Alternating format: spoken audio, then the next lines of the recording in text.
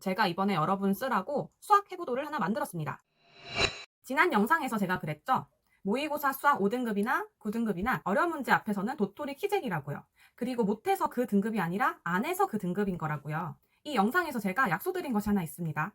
그럼 중하위권, 최하위권은 도대체 무엇을 해야 하느냐? 오늘 그 얘기를 말씀드리려고 합니다. 이번 여름방학 동안 뭘 해야 2학기 때 수학 성적이 실제로 올라갈 수 있는지 순서대로 그대로 따라하면 되게 정리해드릴게요. 먼저 결론부터 말씀드리면 남들 하는 거 그대로 이전에 하던 공부법 그대로 하면은 이번 방학도 아무런 수학 없이 망하는 겁니다. 무슨 말씀인지 지금부터 말씀드릴게요. 일단 이것부터 짚고 갈게요. 왜 하필 여름방학이냐? 학기 중에는요, 중하위권이 수학 구멍을 메울 시간이 턱없이 부족해요.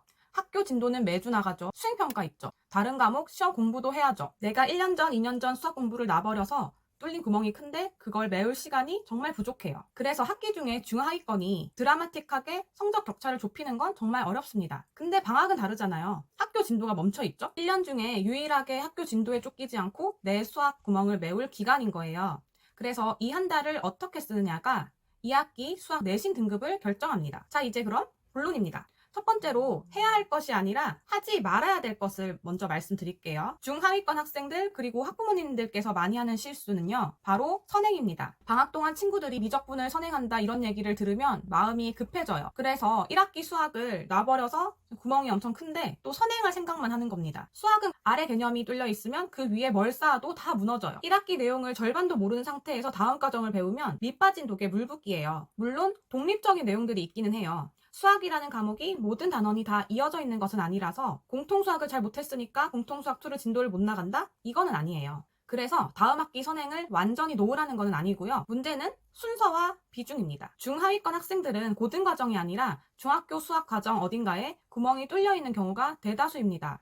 함수든 뭐든 어딘가 구멍이 뚫려 있어요. 그런데 함수 같은 건 특정 단원 수준이 아니라 제대로 학습이 안 돼 있으면 고등수학 전체를 이해할 수가 없어요. 예를 들어 함수의 그래프를 읽지 못하는 학생은 2차 부등식에서 왜 해가 그렇게 나오는지 이해를 못하고 조금 더 나아가서 미적분을 공부할 때도 증가나 감소 그리고 최대 최소에 대해서도 함수를 모르기 때문에 또 발목이 붙잡힐 수밖에 없습니다. 새로운 단원이 아니라 함수가 계속 발목을 잡는 거죠. 이런 상태로 선행만 나가면 어떤 수업을 듣던 기본 문제 한두 개씩은 풀 수 있어도 응용 문제는 못 푸는 상태가 됩니다. 그래서 제 결론은 이겁니다. 선행은 병행하되 앞에서 놓친 개념들을 반드시 잡고 가라. 이 구멍들을 놔두고 다른 친구들처럼 선행에 올인한다?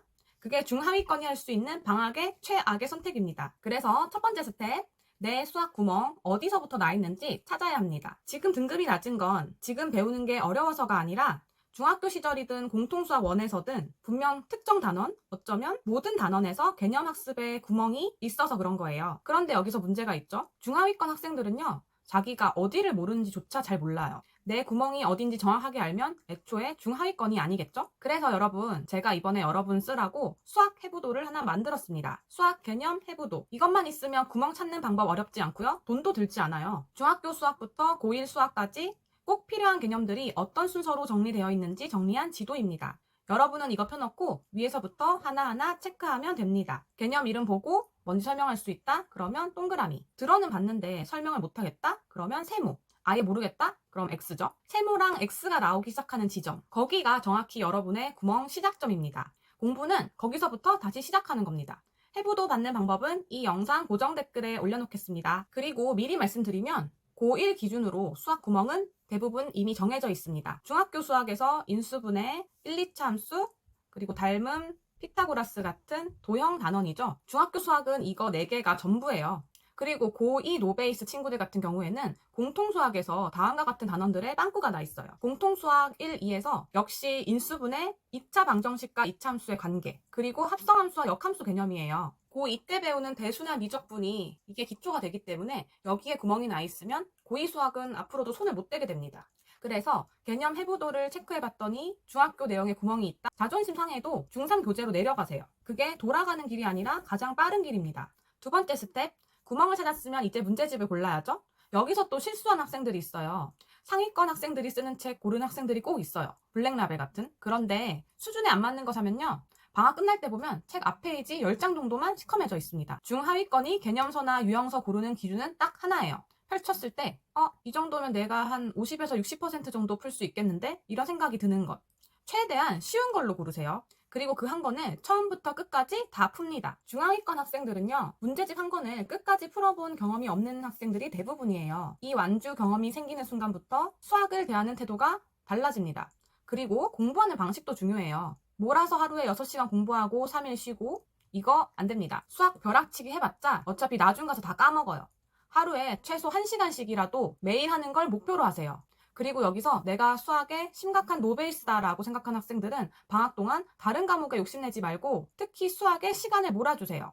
지금 고1이라면 이번 여름방학을 이용해서 충분히 격차 다 좁혀놓을 수 있어요.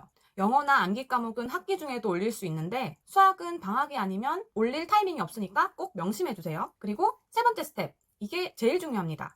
문제를 푸는 방법이에요.